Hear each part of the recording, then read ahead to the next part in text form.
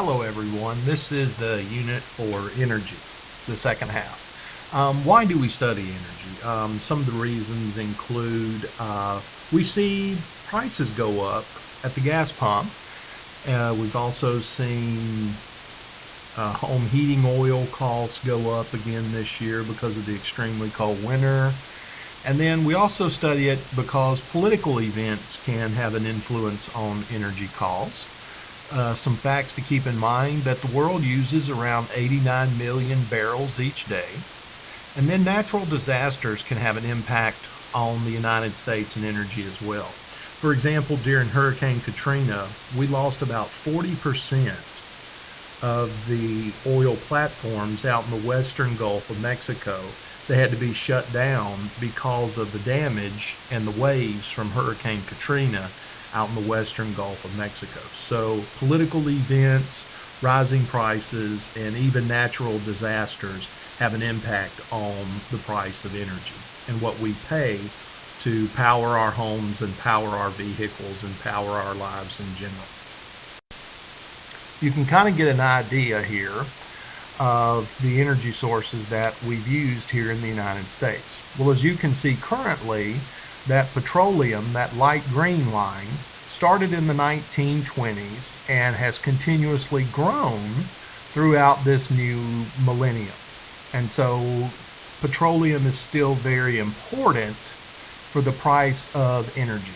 As you can also see, the purple line, coal, is our third highest, or our third source of energy, and natural gas is our second. So we do have a diverse group of energy, but as you can see, petroleum is still the number one source of energy for the United States.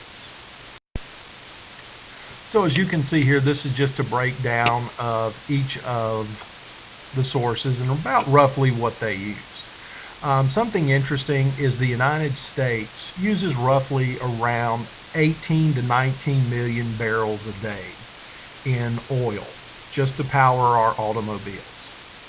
So what's interesting about this situation is that over the past 7 or 8 years, we've actually seen a decrease in the use of foreign oil because here in the United States we've been doing a lot more drilling on our own. So you can see here, this image just kind of explains what are the different sources and how much they're used for. So for example, you see at the very bottom the nuclear power one. You go over there and you see 100% of nuclear power is used for generating electricity. Then you take a look at the very top of petroleum. 72% of petroleum is used for the transportation, cars and trucks, things like that.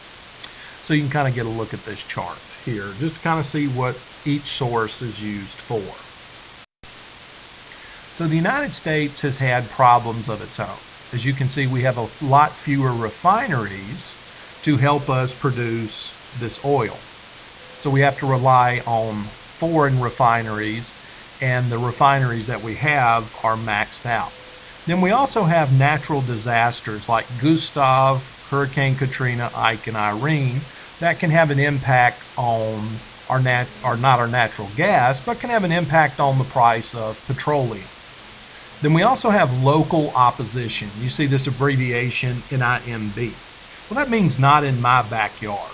A lot of people realize that we have to do something about our energy needs in producing it, but a lot of people don't want it in their backyard for fear that it could harm their property values, harm their water, or harm the environment in the nearby community.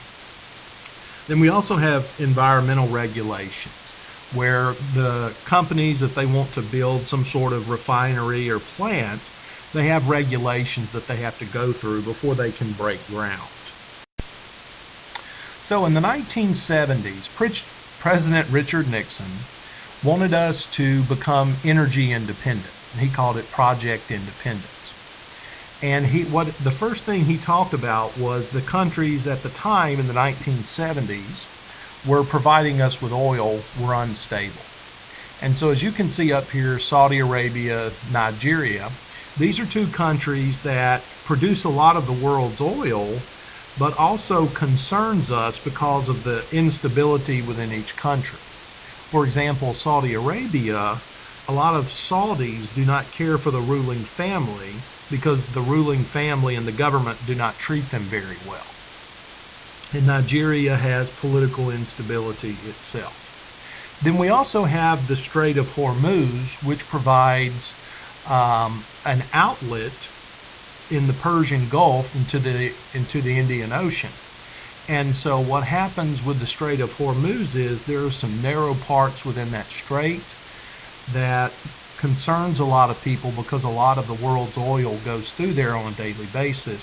And people are concerned that if the United States and Iran ever got involved in a military conflict, it could block the Strait of Hormuz, and then a lot of the oil that flows out of that region would be stopped.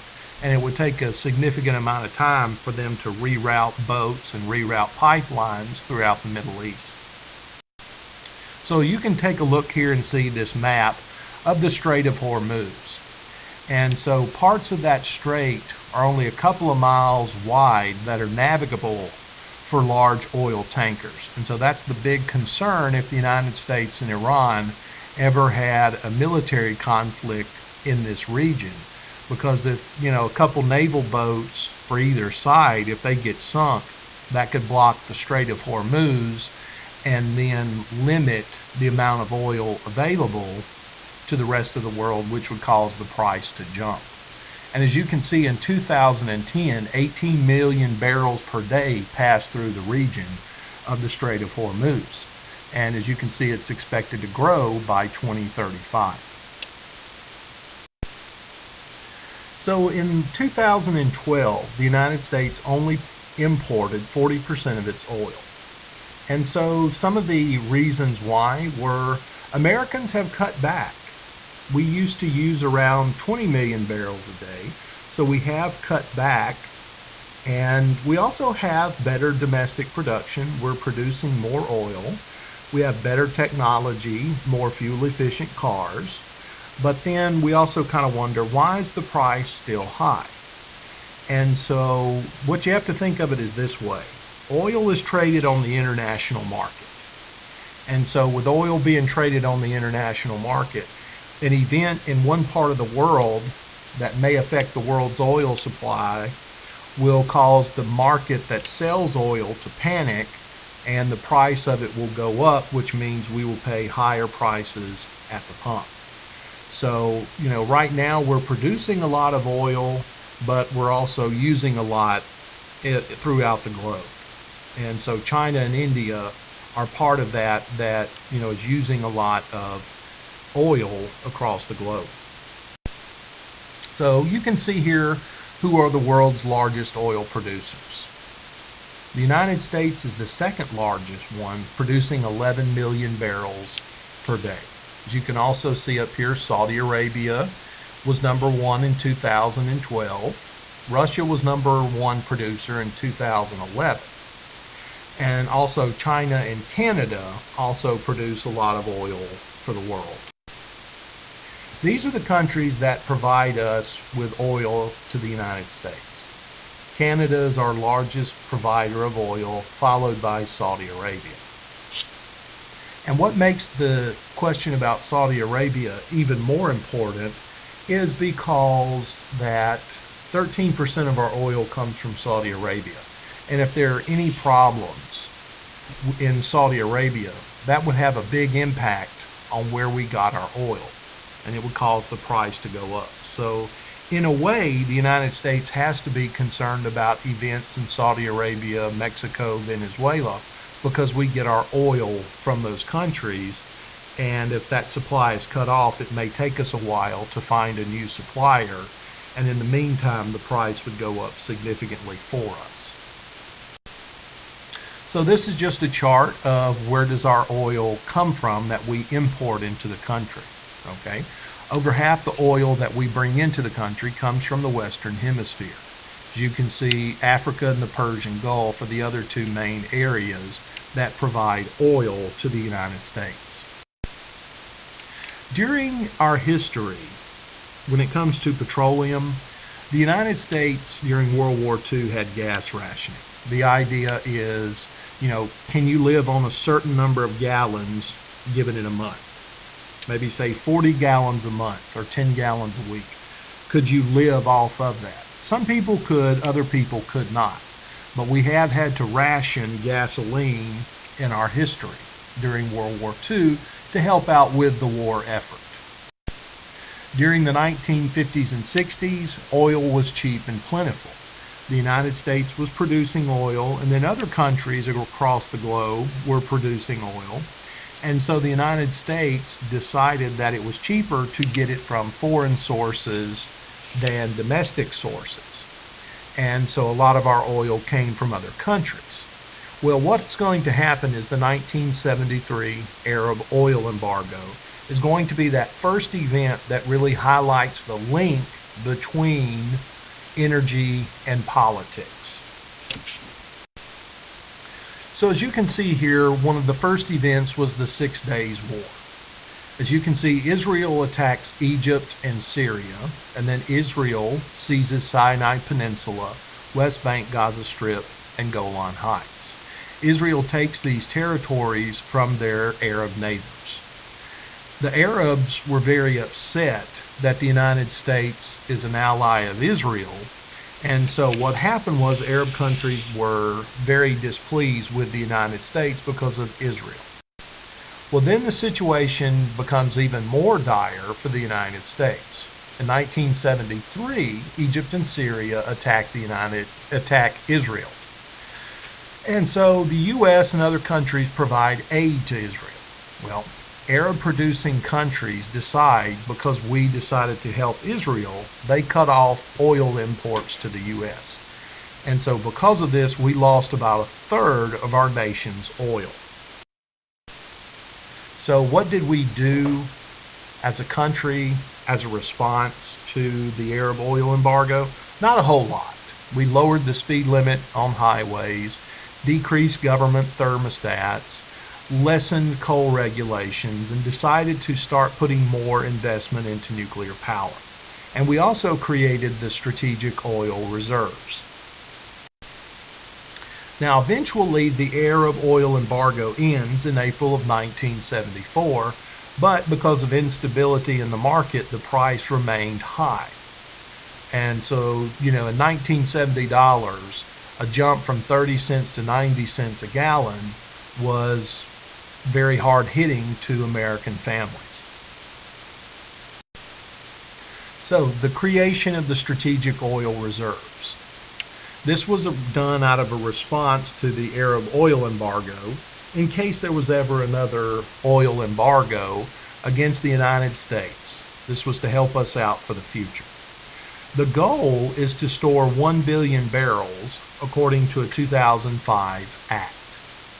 And basically, the strategic oil reserves are basically a place where our government is actually storing oil in case we have another emergency. Now, the president is the one who releases the oil from the strategic oil reserves to the public. And it's typically done during emergency times, like conflict, like Desert Storm, or as you can see here, a few times we've released oil to help out because of hurricanes. The strategic reserves are located in the Gulf Coast along salt mines. And the salt apparently does a good job of containing oil if there's any possible leak. Plus, it's also a lot cheaper to store in salt mines than above ground tanks. These salt mines are also located about 2,000 feet below the ground. So right now we have the capacity to hold 727 million barrels of oil. And in late January of 2014, we had 696 million barrels of oil stored up.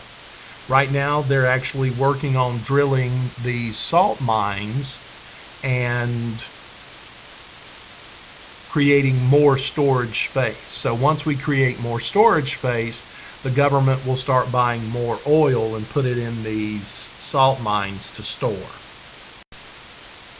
So as you can see, some of the sites here are located in the western Gulf of Mexico. And so what they'll do is they will blast away at these salt mines and then pump the salt back into the Gulf of Mexico to clear out the room to put the oil. And also keep in mind, a lot of oil production occurs in the western Gulf of Mexico. So having these salt mines and storage facilities along the western Gulf of Mexico is very easy to put the oil into for storage. So it takes basically 2 weeks for the oil to make it to the actual gas pumps, for them to refine it. And it would sustain the United States for a few months. We can pump out about 4 million barrels a day to help us out. But, keep in mind, we use anywhere between 18 and 19 million barrels a day. So hopefully, if some major emergency happens, we could have other people to supply us with oil.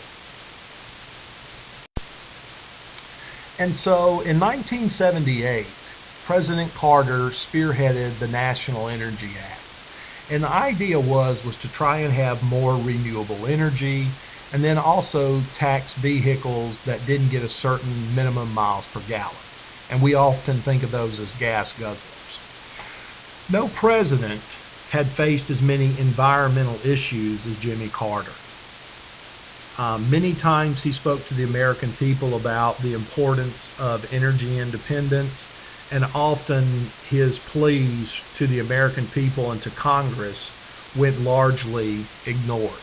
So President Carter was one of the first ones who had a difficult time with energy crisis because of cold winters and shortages of home heating oil. And so he really faced a lot of difficult issues during his presidency in the late 1970s. So we also, during the early 80s, we put some bans on new offshore oil drilling. And so in 2008, this ban ended. As you can see how close people could drill for oil off the U.S. coastlines. Well, basically what's happened since then, it's left up to President Obama and Congress. Well, President Obama and Congress had worked out a plan to open up more of the Gulf Coast and more coastal regions for oil drilling. But something's going to stop and put a hold on that plan. And that hold, what's going to cause the hold on the plan will be the Deepwater Horizon oil spill in the Gulf of Mexico off the coast of Louisiana. That really slowed down the potential for more offshore oil drilling. So now there's a much more limited plan for offshore oil drilling because of the fallout and environmental damage from the Horizon oil spill in 2010 in the Gulf. So this was just that video about, this is a little video about the pros and cons of shale drilling. It's known, we often refer to shale drilling as fracking, so that's probably what most of you have heard it been called. Okay, then we come to nuclear power. And a lot of Americans are scared of nuclear power because of 3 incidents. The 3 Mile Island incident in Pennsylvania in 1979. A few years later, the disaster at Chernobyl. And then we also have the Fukushima plant in Japan, as a result of the tsunami, is still having leaking problems of nuclear waste. We also have a concern about nuclear energy is where do we store it? Congress in the 1980s came up with a solution to put nuclear waste in Yucca Mountain, Nevada. Well, unfortunately, Congress hasn't been able to come to an agreement to put all the nuclear waste in Yucca Mountain. So right now, a lot of the nuclear waste is stored on site at the actual nuclear power plants themselves. President Obama has opposed putting nuclear waste in Yucca Mountain, Nevada. So why are we scared of it? Okay, well, we had the tsunami and the earthquake in Japan. We've also had some minor releases here recently in the United States, as you can see this one in California in 2012, where there was a minor release of radioactive material. Sometimes throughout the United States history, events come up and shift our focus from energy to national security. And that was one time during the early 1990s when the United States was thinking about trying to come up with a comprehensive energy plan, and then in August of 1990, Iraq invades Kuwait, and our focus shifts from energy to issues of national security. During this time, President Bush also released oil from the oil reserves. Then also in April of 2000, Arab countries began to cut back on production, and that causes the price to go up. And so what's going to happen is that these Arab countries are going to cut production. OPEC countries, those are made up of primarily Arab countries, they cut production, as you can see, shortly after George W. Bush took office in 2001. So when he started as president, there was a cutback in oil production. So the United States began to come up with an energy policy. President Bush called for a national energy policy. And as a result of the U.S. calling for a national energy policy, OPEC decides not to increase production. Then we have September 11th, 2001, and that once again shifts our focus from energy to national security. So here's just a chart here of what goes into the price of gasoline. As you can see, the price of crude oil has a big impact on the price of gas. Federal and state taxes as well, refining cost, and then distributing and marketing plays a small role in the price of gas. And so this is just a more updated of the chart here, just kind of give you an idea of what it goes for. And you can see here some of the prices of St. Louis gas. You can just kind of look around and see how much it's cost throughout the last several years to give you an idea.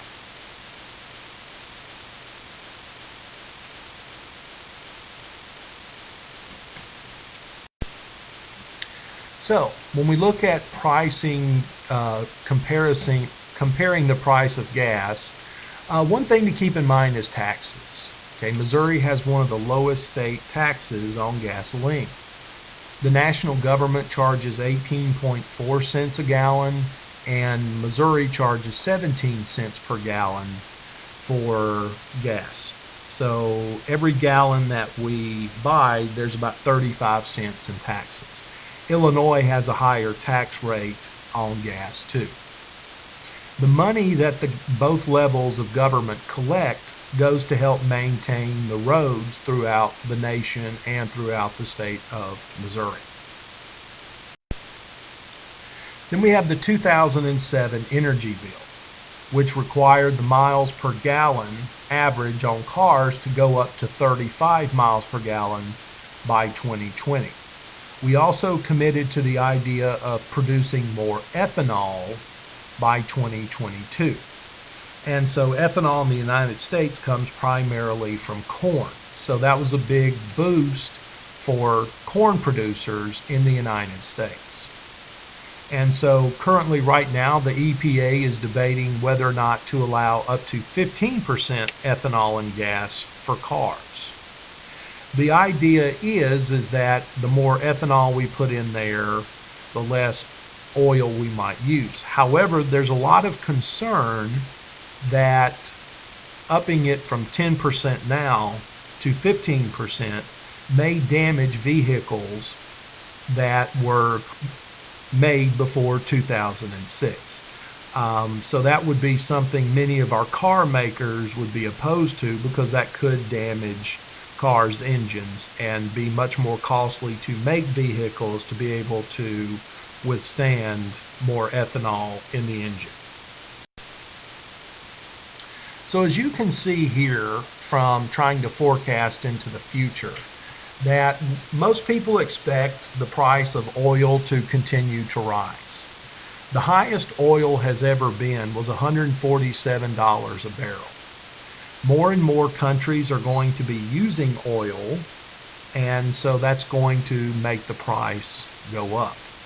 And even though the United States has decreased its use of oil, the price will still remain high because of an increase in demand for oil for countries such as China and India, and that'll keep the price high since oil is traded on the international market. Now, when it comes to coal, you hopefully have watched those videos about coal. Well, coal-fired power plants generate half of the electricity in the U.S., but also produces a large amount of CO2, which contributes to climate change.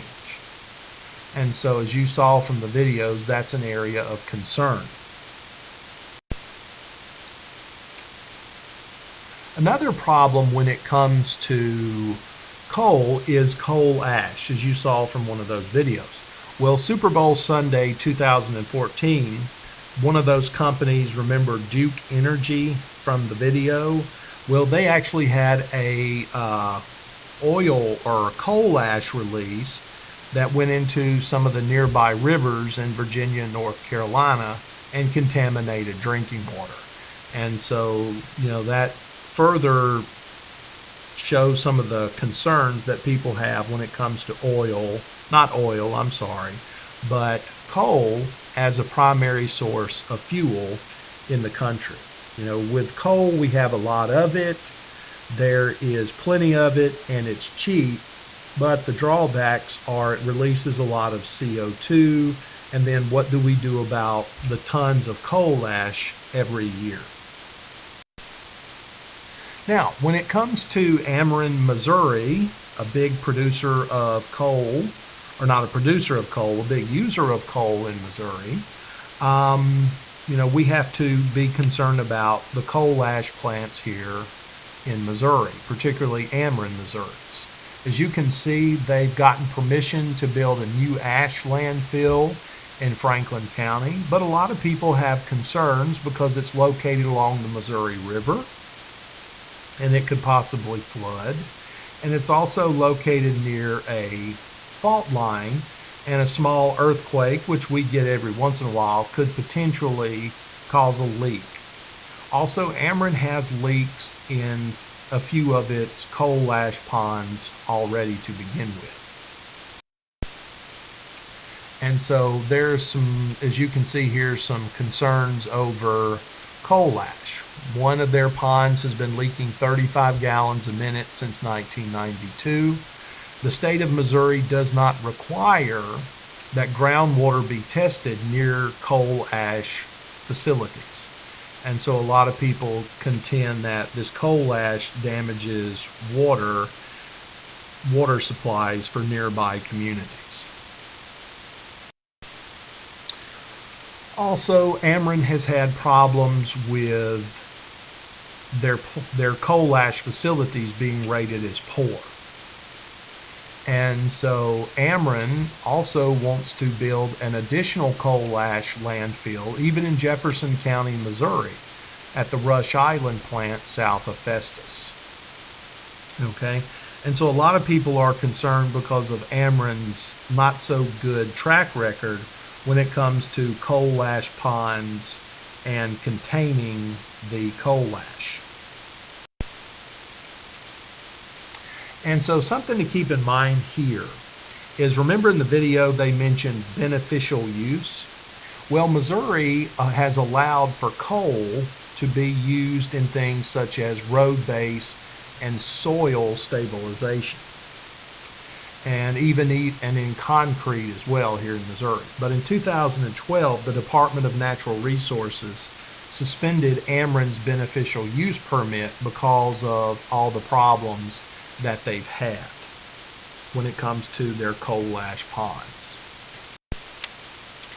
And so just some other things about coal is that the second largest plant in Missouri is located in Jefferson County, and there's currently a lawsuit over the emissions coming out of that plant in Jefferson County. So we just have to wait and see what's going to occur with it in the EPA in Ameren, Missouri. So you take a look here at the states that are dependent on coal. As you can see, Missouri is heavily dependent on it. And so, that's a big concern that people have here in Missouri, is our overwhelming dependence on coal for electricity. And so a lot of people are concerned that if we try to switch to something else, it will be very costly for consumers. But then we also have the concerns of what coal does to the environment from CO2 and the coal ash toxicity. Now, when it comes to Missouri and nuclear energy, the good news about nuclear energy is it doesn't produce CO2 or other greenhouse gases. And so, that's the beneficial part when it comes to nuclear energy. But then the drawback to nuclear energy is it's costly to start it up, and then you've also got to store the nuclear waste somewhere. Well, the nuclear reactor in Callaway County, Missouri runs out of storage space in 2019. And so Ameren has to come up with a plan of how they're going to store the excess waste after 2019. And so something about nuclear energy in Missouri is that Missouri law forbids investor-owned electric companies from charging for new construction before it produces electricity. And so that's been up for debate in Jeff City. Should we allow energy companies to charge us for building new facilities even though they haven't produced any energy from it yet? And so that's been a big question in the Missouri legislature that they have not resolved yet. But currently, right now, Missouri law forbids investor-owned electric companies from charging for new construction before it produces electricity.